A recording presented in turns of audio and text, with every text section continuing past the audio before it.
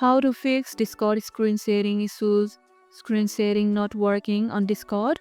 Let's get it back on track step by step. First, make sure you are in a voice channel or call. Then click screen at the bottom and choose what you want to share, either your full screen or a specific app. If others can't see your screen, make sure you granted window permissions on your OS. On Windows, try running Discord as administrator. Black screen, turn off hardware acceleration in user settings and relaunch the app. For game sharing, use the Game Activity tab to ensure Discord detects the game properly. Did screen sharing start working again? Drop your results in the comments below.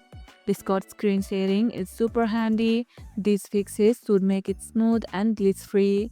And if this video helped, hit the like button, share it, subscribe and leave a comment.